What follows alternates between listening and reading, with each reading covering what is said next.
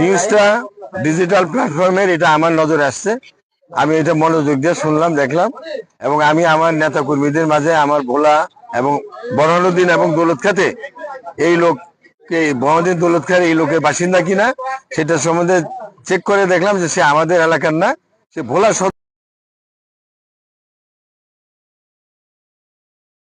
সদরের লোক, এবং সে মোশাররফ হোসেন শাহজাহান সাহেবদের বাড়ির পাশের তার বাড়ি, এবং তার সাথে তার মেয়ের চাচতো তার ভাইয়ের বিটি জামাইয়ের সাথে দ্বন্দ্ব।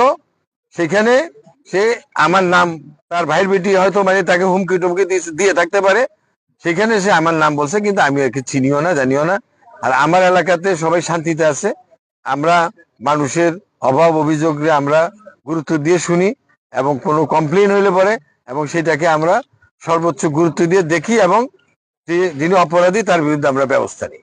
হাকিম সাহেবের এই ঘটনার পরেই বহাদি দৌলতখাতে আগামী নির্বাচনে ভোট করতে চায় এরকম অনেকেরই তো ইচ্ছা আছে।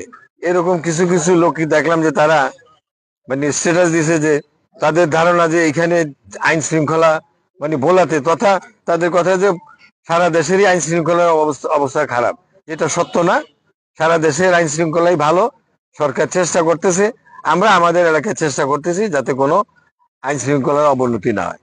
ধন্যবাদ। স্বরাষ্ট্র উপদেষ্টার কাছে গিয়েছে, ওনার বাড়ি দিগলদি, এবং উনি ভোলার ওয়েস্টার্নপাড়া থাকে। যার সাথে গ্যাঞ্জাম তার নাম, সেও ওয়েস্টার্নপাড়া থাকে।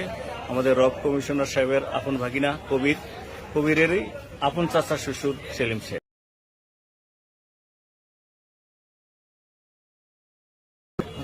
এই ঘটনা নিয়ে উনি যেই লিটন সাহেবের কথা বলছে, উনি ইয়ারুল আলম লিটন ভাই।